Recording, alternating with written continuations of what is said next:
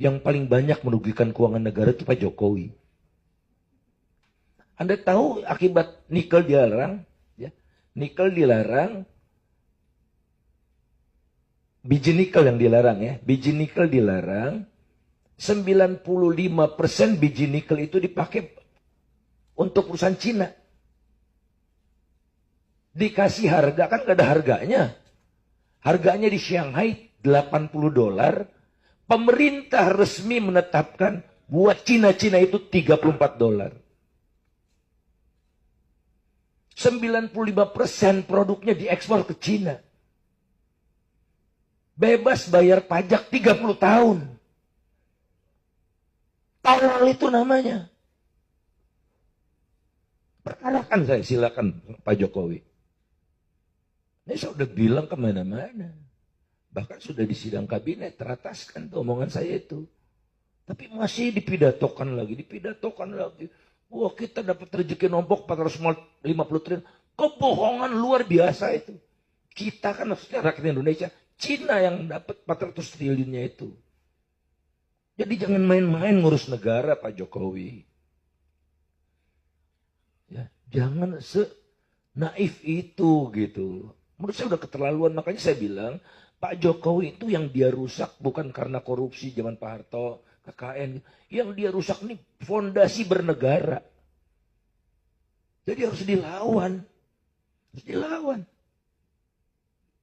Memang udah bisa lihat lah. Ada yang beres nih. Lembaga-lembaga negara. Polisi kayak begitu. Iya enggak? Kejaksaan kayak begitu. Ya, nangkepin orang sekarang, nakut-nakut David Lim itu membuat saya pahlawan. Yang bisa menyuarakan itu ya. Suara orang kecil itu. Maaf saya terlalu emosi. IKN tuh alot. Ya sederhana aja. Mana ada IKN dijadikan bisnis. Nggak ada. Namanya otorita. Badan otorita kan otaknya bisnis. Badan otorita tuh otaknya bisnis. Ya, otorita Batam, otorita Jatiluhur, bisnis. Nah, kalau bisnis, itu hitung-hitungan bisnisnya tuh, kalau saya bangun properti di sana, penduduknya 5 juta. Dalam 10 tahun.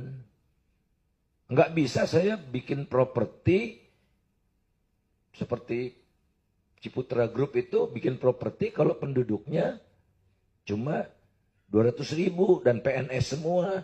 Mau Ciputra Group bangun kalau seluruh kebutuhan pegawai negeri dia yang bangun gitu. Bisnis itu bisnis, sama juga badan otorita. Jadi yang mau dibangun Pak Jokowi kan bukan ibu kota sebetulnya. Pusat bisnis baru memfasilitasi hampir semua oligarki di situ. Ada Hasim Joyo Hadikusumo dapat pengadaan air. Ada Sukanto Tanoto yang pembayaran tanahnya nggak tahu kapan. Ada Starbucks, ada Kopi Kenangan. Yang gitu-gitu aja diurus.